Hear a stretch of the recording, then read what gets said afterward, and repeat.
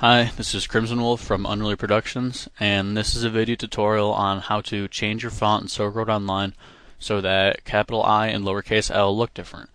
It's very useful for blocking the spammers in town that use different combinations of the letters to trick you. After you're done, this is what it's going to look like. Capital I, Y, and 0 are all going to be raised above the letters slightly, and they are going to look different. It is kind of ugly. Along with the font edit, this also changes a couple other things. You're going to get the nude patch. Sorry if you don't want it. You're welcome if you do.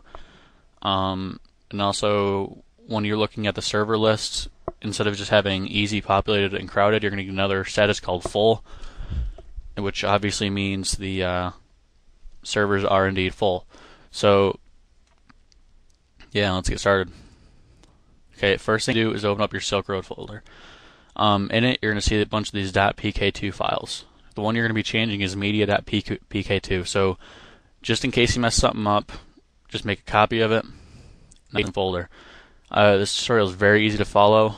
If you installed Silkroad by yourself, then you can follow this tutorial. So, it's very hard to mess up. But just in case, make a copy of it and paste it. And take just a second to paste. It's a 300 MB file.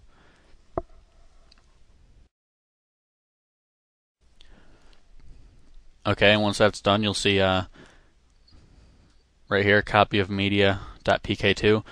Like I said, if you mess up, what you want to do is just delete this one, the original, and then rename this one. So it's called just media.pk2. And then it'll be back to normal. But it's very hard to mess up, so. Okay, now what you want to do is go to Google, and you want to download a Hexedit. So just search for Hexedit. There are tons and tons of them out there, but I like the one from Catch-22. It's the fourth link down for me. It could be a little farther for you, I'm not sure, but just make sure you go to the one that says catch22.net. That's what I'm going to be using in the tutorial. When you're there, just scroll down, click download. It's very small, it's only 146 KB. Save.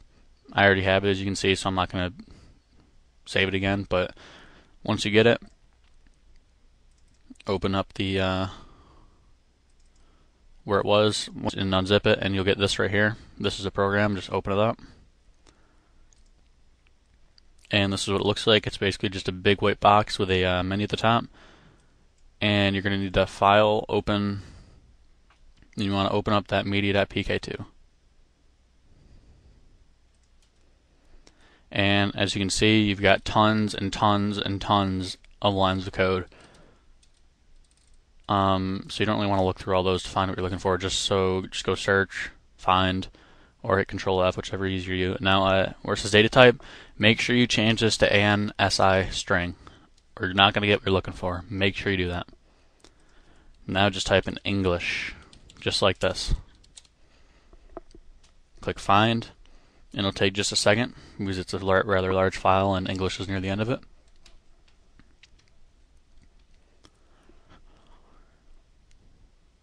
Okay, once it finds it, it's going to highlight it over here on the right, English, and it's going to highlight the code that makes up that word over here. Now what you need to do is change that word English to Korean. Now you can't just delete it. What you got to do is you got to click in front of the E and just type Korean, and it will go over the letters.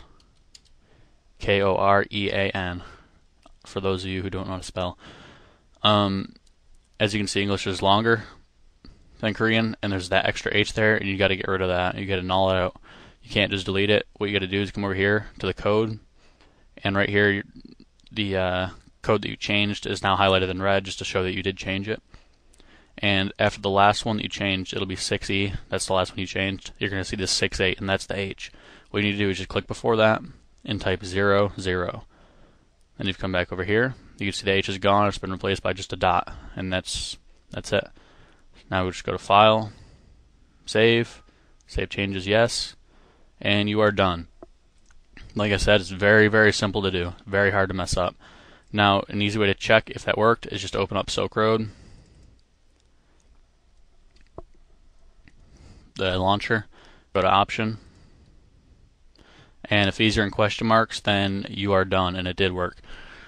Now, it did not change everything to Korean. Just to let you know, as you can see up here, this is still in English. The only things that's going to change is stuff you don't even really use, like the help tips that appear in the bottom right that most people turn off anyway. But anything like, quests and stuff like that are also going to be in English. NPC names, all that, that's all going to be English. And yeah, that's it. If you liked this video tutorial and you would like me to make another one for other PK2 edits or just anything in general, send me a note on YouTube or leave a comment and I'll try to do it. If I get enough requests, then I'll make the video. And yeah, so this has been a video tutorial by Crimson Wolf at Unruly Productions. Hope you enjoyed it.